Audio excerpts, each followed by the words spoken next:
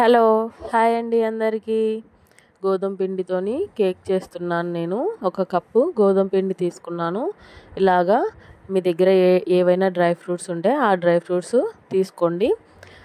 చక్కెర 1/4, పాలు 1/4, అలాగే ఆయిల్ ఉంటుంది కదా, ఆయిల్ కూడా 1/4 తీసుకోండి.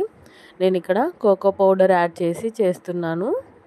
నెక్స్ట్ వెనిలా ఫ్లేవర్ కోసం అనేసి మీ దగ్గర ఏది ఉంటే అది వైట్ ఉంటుంది, ఆరెంజ్ ఉంటుంది, కలర్స్ని బట్టి తీసుకోండి. ఇక్కడ ఫ్రూటీ ఉన్నాయి కదా, అవి కూడా యాడ్ చేస్తున్నాను.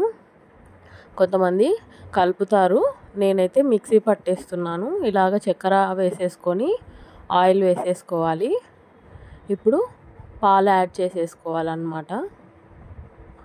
కొన్ని వేసుకోండి ఇప్పుడు పాలు, మళ్ళీ పిండి వేసిన తర్వాత కొన్ని యాడ్ చేసుకోవాలి. ఇలా మిక్సీ పట్టేసుకోవాలన్నమాట. ఇలా మిక్సీ పట్టేసుకున్న తర్వాత ఇప్పుడు మనం ఇందులోకి గోధుమ పిండి తీసుకున్నాం కదా, ఒక కప్పు గోధుమ పిండి. ఇప్పుడు ఇందులోకి 1 స్పూను బేకింగ్ పౌడర్ యాడ్ చేస్తున్నాను. అలాగే 1/2 స్పూను వంట సోడా ఉంటుంది కదా, బేకింగ్ సోడా కానీ లేదంటే వంట సోడా ఉంటుంది, అదైనా యాడ్ చేసుకోండి 1/2. ఇప్పుడు కోకో పౌడర్ ఉంటుంది కదా, 3 స్పూన్స్ యాడ్ చేసుకోవాలన్నమాట. కోకో పౌడరు, దీని ప్లేస్లో చాక్లెట్ అయినా వేసుకోవచ్చు. ఇప్పుడు వెన్నెలా ఎసెన్స్ ఉంటుంది కదా, అది వేసాను అనమాట. ఒక 4-5 డ్రాప్స్ యాడ్ చేసింటాను.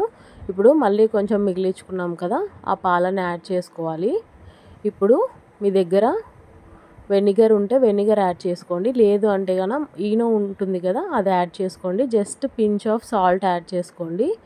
పాలు కూడా యాడ్ చేశాను చూడండి. ఇవన్నీ మిక్సీ పట్టేసుకున్న తర్వాత ఇలా క్రీమీగా వస్తుంది కదా, మిక్సీలో నుంచి ఒక బౌల్లోకి తీసేసుకోండి. ఇప్పుడు ఫ్రూటీ అలాగే నట్స్ ఉంటాయి కదా, డ్రై ఫ్రూట్స్, అవన్నీ యాడ్ చేసేసుకొని బాగా కలుపుకోవాలన్నమాట. ఇలాగా కొంచెం గట్టిగా ఉంటే మీరు ఎక్స్ట్రాగా కొన్ని పాలైనా యాడ్ చేసుకోవచ్చు.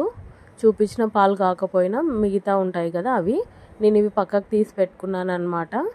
అలాగే మీ దగ్గర ఏ మౌల్ ఉంటే ఆ మౌల్కి ఆయిల్ కానీ లేదంటే డస్టింగ్ లాగా పౌడర్ కానీ ఉంటుంది కదా, అది యాడ్ చేసేసుకొని దాంట్లోకి స్ప్రెడ్ చేసేసుకోవాలి. ఇప్పుడు మొత్తం క్రీమ్ మొత్తం దీంట్లో యాడ్ చేసేసుకోవాలన్నమాట, కేక్ బ్యాటర్ మొత్తము. ఇప్పుడు పైన డ్రై ఫ్రూట్స్ అలాగే ఫ్రూటీ యాడ్ చేసేసుకొని ఒక 2-3 టైమ్స్ ట్యాప్ చేయాలన్నమాట. ఇలాగ ట్యాప్ చేసిన తర్వాత ప్రీహీట్ చేసుకున్న దాంట్లో పెట్టేసుకోవాలి. నేను ఇక్కడ పెట్టేస్తున్నాను చూడండి. ఇలాగా 45 మినిట్స్ ఉండాలి అండి. 45 మినిట్స్ తర్వాత చూపిస్తున్నాను చూడండి, ఎంత బాగా పొంగిందో కదా.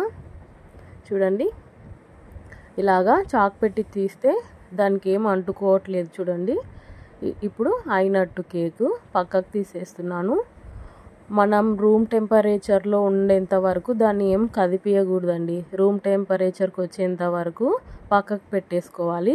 రూమ్ టెంపరేచర్కి వచ్చిన తర్వాత చూడండి తీసి పెట్టేశాను. ఎలా ఉందో చెప్పండి.